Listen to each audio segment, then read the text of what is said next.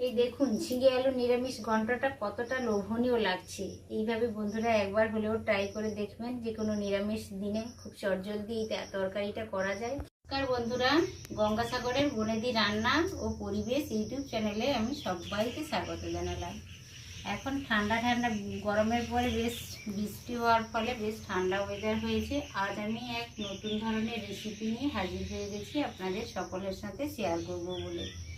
এই দেখুন, এই রেসিপিটা হচ্ছে আমি ছোট একটা বাটির 1 বাটি মুগের ডাল নিয়েছি, একটা বড় সাইজের আলু আমি ডুমো ডুমো করে কেটে নিয়েছি, 3টা ঝিঙা আমি একেবারে নরম ঝিঙেতেই এই তরকারিটা খেতে বেশি ভালো লাগে। তো নরম ঝিঙে 3টা নরম ঝিঙে আমি কেটে নিয়েছি। দেখুন হালকা খোসা রেখে কেটে নিয়েছি, না হলে ঝিঙেটা গলে গেলে খেতে ভালো লাগে না। তো 1 বাটি মুগের ডাল, একটা বড় আলু আর 3টা ঝিঙে নিয়েছি। এইটা আমার পরিমাণ মতো নিয়েছি, আপনারা আপনাদের পরিমাণ মতো নিয়ে নেবেন। আর সোনা মুগের ডাল নিয়েছি 1 বাটি। তো এটা আমি সম্পূর্ণ নিরামিষ তরকারি রান্না করব, ঝিঙে আলু আর মুগের ডালে নিরামিষ ঘন্ট রান্না করব। এটা খেতে ভাত রুটি পরোটা সবের সাথে ভীষণ ভালো লাগে। তো বন্ধুরা স্কিপ না করে ভিডিওটা পুরো দেখবেন। একটা ছোট কাঁচের বাটিতে 1 চামচ আমি পানমৌরি নিয়েছি আর 1 চামচ আমি গোটা জিরে নিয়েছি।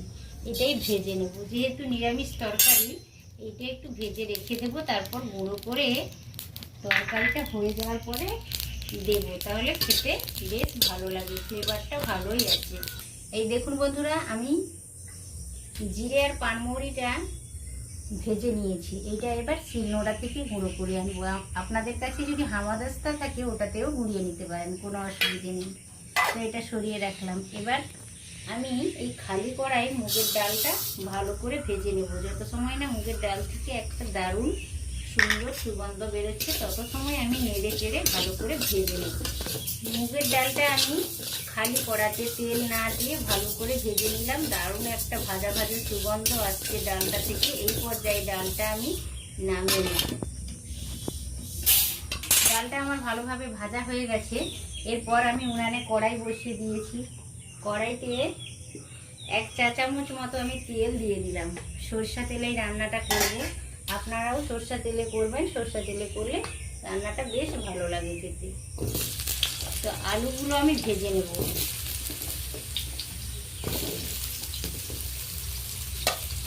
এখন আমি লবণ হলুদ কিছুই ব্যবহার করব না, আলু ঝিঙেটা ভেজে নেব। তারপর সব ডাল আলু ঝিঙে আবার একবার যখন পরে কষে নেব, তখন আমি লবণ হলুদ সবই ব্যবহার করব।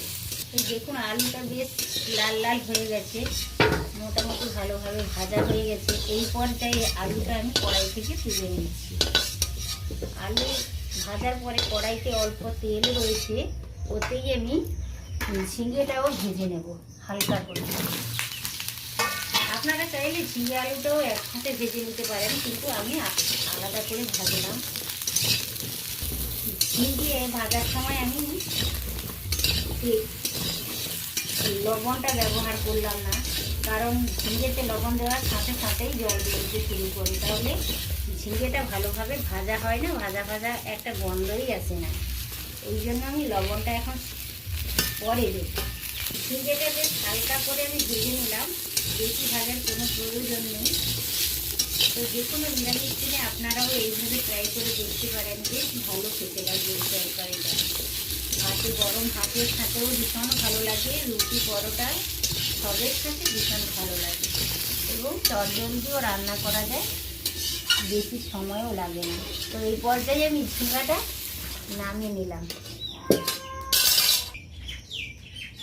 এই দেখুন ঝিঙেটা হালকা করে ভেজে নিয়েছি আর আলুটাও হালকা করে ভেজে নিয়েছি। ঝিঙে আলুতে কিন্তু আমি লবণ দিলাম না, কষানোর সময় লবণ দিয়ে দেবো। এবার দেখুন উনানে আমি একটা কড়াই বসিয়েছি। কড়াইতে আমি 2 চা চামচ তেল দিয়ে দিলাম। ফোড়নের জন্য অল্প আমি গোটা জিরে ব্যবহার করলাম। আপনারা চাইলে 5 ফোড়নও ব্যবহার করতে পারেন, কোনো অসুবিধে নেই। জিরেটা বেশ ফুটে গেছে। এই পর্যায়ে আমি 3টে শুকনো লঙ্কা আর 3টা তেজপাতা দিয়ে দিলাম। সাহায্যে ভালো করে দু চারবার নেড়ে নিচ্ছি। একটা মিষ্টি গন্ধ আসতে শুরু করছে। এই পর্যায়ে আমি ডাল ভেজে রেখেছিলাম, ডালটা আমি ধুয়ে নিয়েছি জল দিয়ে, ভালো করে ডালটা ধুয়ে নিয়েছি। ডালটা ঢেলে দিলাম, হালকাভাবে দু চারবার ডালটা নেড়ে নিচ্ছি। ওরই সাথে আমি আলু আর ঝিঙে যে হালকা করে ভেজে রেখেছিলাম ওটাও দিয়ে দিলাম। এবার ভালো করে এটা 4-5 মিনিট ধরে কষিয়ে নেব লবণ হলুদ দিয়ে। আলু ঝিঙে আর ডাল ফোড়নের সাথে ভালোভাবে আমি কষিয়ে নিচ্ছি। এই পর্যায়ে আমি কিছু গুঁড়ো মশলা অ্যাড করব। প্রথমত আমি লবণ দিয়ে দিলাম, টেস্ট করে দেখি যদি লবণ লাগে পরে আবার দিয়ে দেব। গুঁড়ো দিয়ে দিলাম। কালারের জন্য অল্প আমি কাশ্মীরি লাল লঙ্কার গুঁড়ো ব্যবহার করলাম, আর আমি এমনি ঝালের জন্য লঙ্কা কিন্তু আমি ব্যবহার করব না। গুঁড়ো দিয়ে দিলাম আধা চামচ, আদা বাটা দিয়ে দিলাম আধা চামচ। আপনারা আপনাদের সবজির পরিমাণ অনুসারে, ডালের পরিমাণ অনুসারে গুঁড়ো আর আদা বাটা দিয়ে দেবেন। ভালোভাবে আমি কষিয়ে নিয়েছি সমস্ত কিছু মশলাপাতি দিয়ে। ফোড়নের সাথে ডাল ঝিঙে আর আলু গুঁড়ো মশলা অ্যাড করে ভালো করে আমার কষানো হয়ে গেছে। এই পর্যায়ে আমি জল অ্যাড করে দিচ্ছি। বেশি জল দেব না, যেহেতু এটা ঘন্ট ঘন্ট হবে, তাই বেশি জল আমি ব্যবহার করলাম না। হালকা হাতে আমি একবার নেড়ে নিলাম। এই দেখুন ডালটা বেশ ভালোভাবে কুক হয়ে গেছে, অল্প একটু বাকি আছে। এই তরকারিটা যেহেতু নিরামিষ তরকারি, আমি অল্প চিনি ব্যবহার করলাম। হালকা মিষ্টি মিষ্টি লাগলে খেতে বেশ ভালো লাগবে।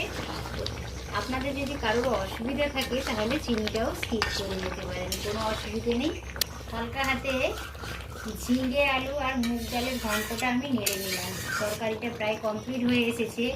এই পর্যায়ে আমি 1 চামচ ঘি অ্যাড করব। যেহেতু তরকারিটা নিরামিষ তরকারি, একটু ঘি দিলে বেশ ভালো লাগবে খেতে, এই জন্য 1 চামচ ঘি আমি ব্যবহার করলাম। ঘিতে যদি কারোর অসুবিধে থাকে তাহলে এটাও স্কিপ করে যেতে পারেন, কোনো অসুবিধে নেই।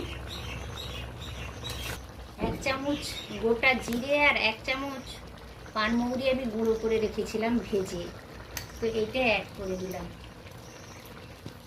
তরকারিটা কমপ্লিট হয়ে গেছে। এটা বেশ দারুণ একটা ফ্লেভার আসে নিরামিষ তরকারিতে, খেতে খুবই ভালো লাগে। বন্ধুরা এইভাবে একবার করে দেখুন, আর কেমন লাগে আমাকে কমেন্ট করে জানাবেন।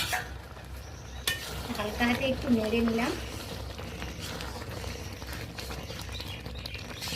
দেখুন বন্ধুরা, আমার নিরামিষ ঘন্ট ঝিঙে আলু আর সোনা মুগ ডালের ঘন্টটা কমপ্লিট হয়ে গেছে। আমি উনান থেকে নামিয়েও এনেছি।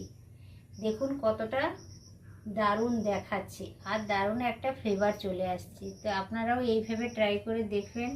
ভিডিওটা আশা করি সকলেরই ভালো লেগেছে। ভালো লাগলে আমার ভিডিওতে একটি লাইক দেবেন, পরিচিতদের মধ্যে শেয়ার করবেন, আর অবশ্য করে বলছি সাবস্ক্রাইব করবেন। এই ছোট ছোট গ্রামে নিত্য নতুন ভিডিও পাওয়ার জন্য আমার চ্যানেলকে অবশ্য সাবস্ক্রাইব করে রাখবেন। আবারও দেখা হবে পরের ভিডিওতে, পরের কোনো রেসিপির সাথে। তত সময় আপনারা সকলে সুস্থ থাকুন, ভালো থাকুন। আজকের মতো টাটা, নমস্কার।